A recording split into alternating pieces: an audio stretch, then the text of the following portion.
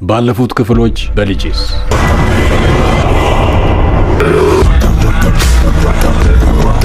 ሰችን የሚለየው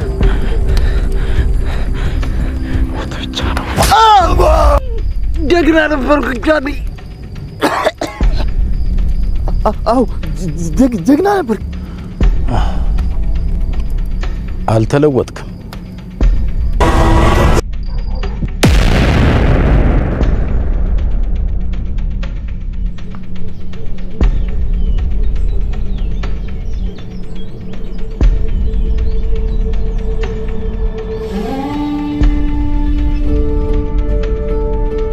ውድ ልጄ ይህ ደብዳቤ ካለበት ቦታ በሰላም ይድረስ። የት ነህ? የት ነህ ደስታዬ? የት ነህ ልጄ? ትውልድ እኔ ያዝኳቸው ቀን ለዘላለም ላለቅ ልወድ ሕይወቴ ለአንተ እንዲሆን ልደግፍ ላነሳ ላድን ልጠብቅ ልሞትልህ ቃል ገብቻለሁ። አንተ ፍለጋ ድባብ ከመጣው ሳላስብ ሳልፈልግ የመሸቀን የነጋ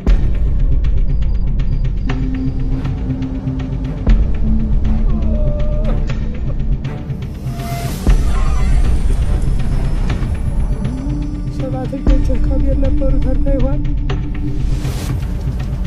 የማዕድን የት እንዳለ የሚያውቁት ጥቂት አሸንፊያለሁ። ለአዲስ ትልቅ ስልጣን ተሾኛለሁ። ያለበትን የሆንከውን ሳላውቅ አላልፍም። ድባብ ውስጥ ያንተ መጥፋት እጃቸው ያለበትን በሙሉ አስከፍላቸዋል። ምንም ሳትሆን አገኘሃለሁ። እስከማገኝ ብቻ ጠብቀኝ። ምንም ሳትሆን ጠብቀኝ ልጄ።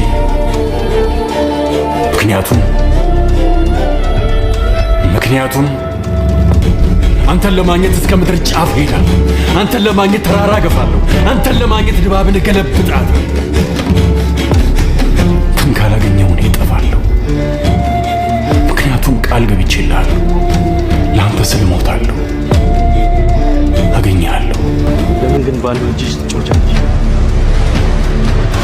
ነግሬሃለሁ። አንተ ልጅ የተዳፈነ እሳት እንዳትቆሰቁስ። በሀገራችን ኢትዮጵያን በአንዳንድ ቦታዎች ላይ ከፍተኛ ክምችት ያላቸው ማዕድኖች እንደሚገኙ የተጠቆመ ሲሆን አስተዳዳሪ ከኋላው ብዙ ኮተታ የነፍሰ በላ ሽፍታ ወጣቶቹን በሙሉ እየጨረሰ ዝም ማለቱ አስፈላጊ ነው? አንተ ግን በጣም እያስጨነቀኝ ያለ ነገር አለ።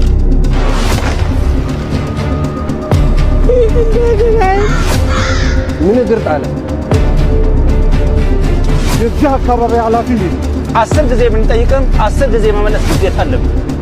ወጣቶቹን እየሰበሰባቸው ብር እየሰጣቸው አደራለ።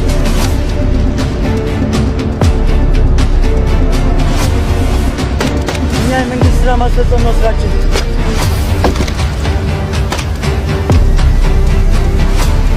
ልጄን አትርፍልኝ! ልጄን አትርፍልኝ! አባትን ለማደመጡ ምን ሰፈሩን አቃጥሎት ሄደ።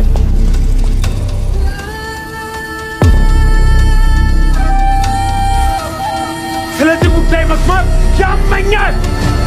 ምን እያልክ ነው? ሰላም አገኘ ስንል ሰውየው ለዳግም ስልጣን ተመርጧል።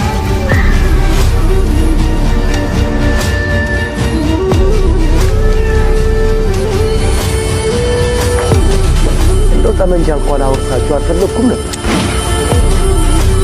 መጀመር ትችላለህ።